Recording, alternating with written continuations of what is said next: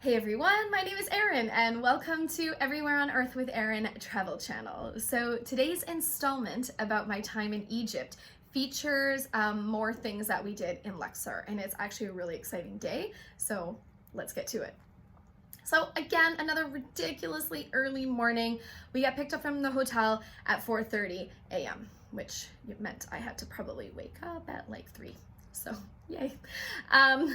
The bus takes us to a boat, and then we take the boat across the Nile to the other bank of the river. And so it's still dark. While we're on the boat, they serve us coffee and tea to go with our famous breakfast box, which you see here. I have some exclusive footage of the breakfast box and everyone enjoying the breakfast box, and also Ryan enjoying his very early morning, as we all are, I guess. So, we pick out a few items from the box, but you know what? It's way too early to worry about eating, because at this point I'm trying to keep calm, because what we are about to do, it's something that I've wanted to do, but it really kind of freaks me out. And I thought like the only way I would do it is if there's like a really specific opportunity that came along.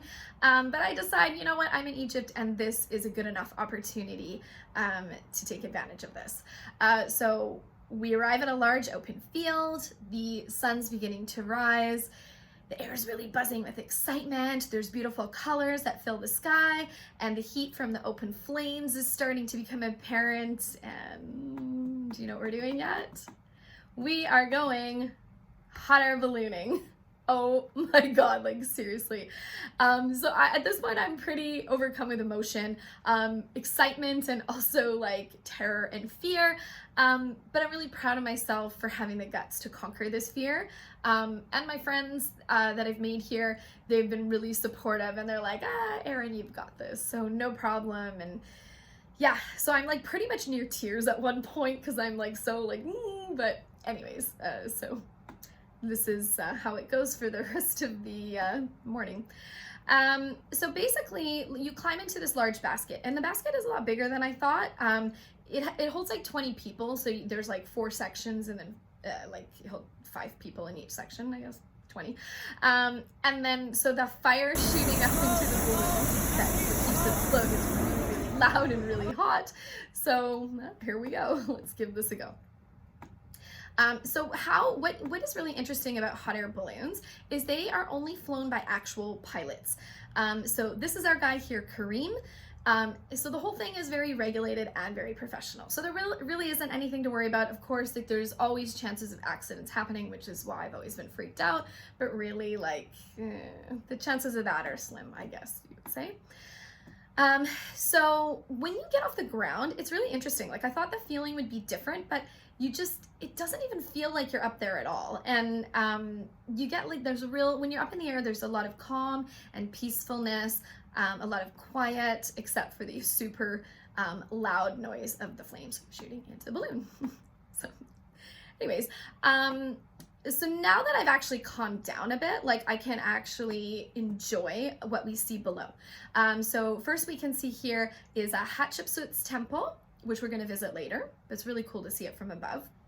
You can see here where grassland meets desert.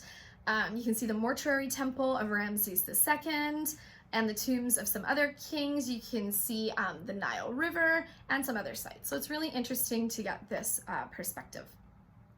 And of course, the sight of all the other colorful balloons in the air is really, really neat. And then the sun's rising in the distance, and I mean, how do you get any better than this? Like seriously. So when you go to Egypt, I highly recommend doing this because it's a really popular thing to do, and it's actually like the price. It's not super expensive like it might be somewhere else. So it's definitely a good way to see Egypt from the air and a good experience. So the ride when we're up there, it's like just under an hour. And the thing with hot air balloons is like they try to land in a certain area, but they can't always be controlled 100%. So you may end up somewhere that's kind of less desirable. So we're trying to land in the desert, but it looks like we're gonna land in someone's field. And like we're getting closer to this little, I don't know if it's part of Luxor or if it's a different village, but like these adults and kids, and like people are waving at us, and we're waving, and we're like, nah, I hope we don't land on you. And then I'm hoping that we don't land on a house, and like I don't even know if this is possible. But anyways, we're headed to this field, and Kareem is an expert pilot, so we're not super worried. So when you are actually preparing to ride the balloon, they teach you how to brace for landing. So basically, like you kind of ground yourself and you hold on to the basket and kind of lean back. And so we're all like looking around going like, we're getting close to the ground and we're going, Kareem, like, what do we do? What do we do? And he's like, hey guys, no problem. Hold my beer. And like sets us down so gentle, like not even any movement, just like boop, right on the ground in the field. And so at this point, the balloon guys that they track us down. So they follow us into the field, and so they help to take the deflated balloon down, and they help us all out of the basket. So that's cool. So that ends a really, really amazing experience, and like I absolutely loved it.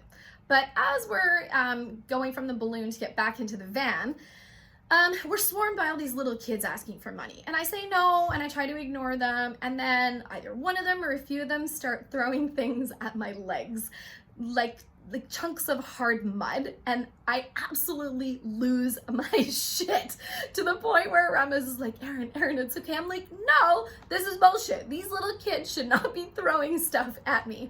So I yell at them. I yell at the kids, and I'm like, I can't even remember what I said, but basically they kind of like look at me and run away. I was like, yeah, I guess you're not expecting that, but hey, don't throw things at people. It's not nice. I don't give a shit whether I'm giving you money or not.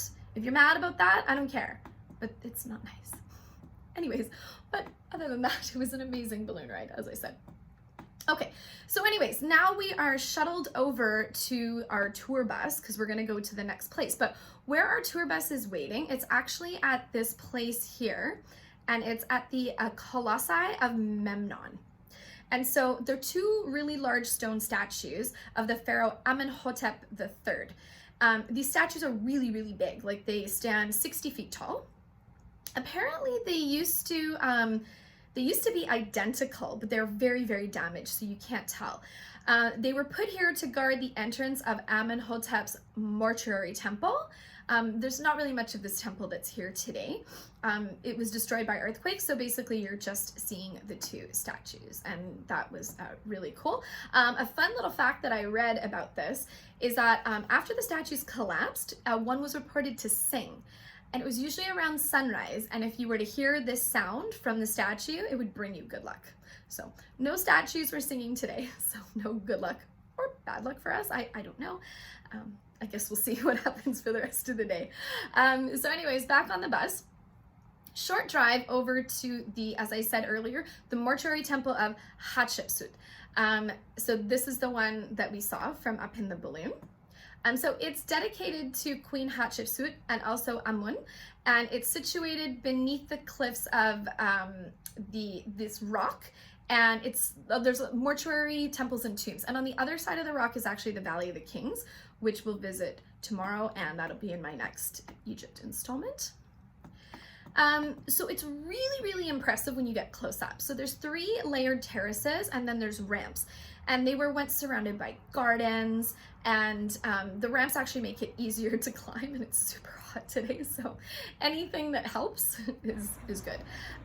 So Hatshepsut was really cool because she was the 5th pharaoh of the 18th dynasty, and it was kind of a rarity to have female pharaohs, and she was regarded as one of the most successful. Now, she needed to establish her authority and legitimacy, so the size and the elegance of her temple does reflect that.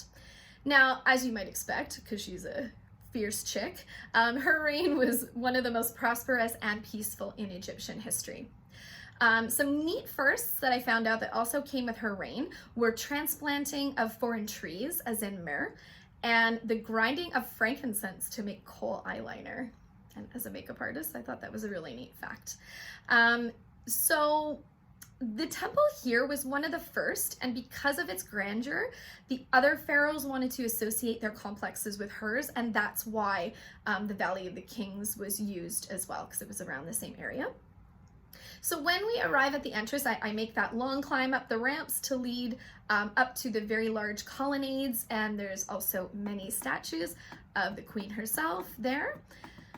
So it's starting to get like super hot, as I said. So I'm eager to get inside and look at some of the inner sanctuaries in this area that's called the Shrine, which is really neat. Actually, it's still really colorful in there, and you can really tell how old the walls are. Like, but really, most of Hatshepsut's memory was erased from this temple by her son Thutmose III, likely because they wanted to discourage any future women from becoming pharaohs.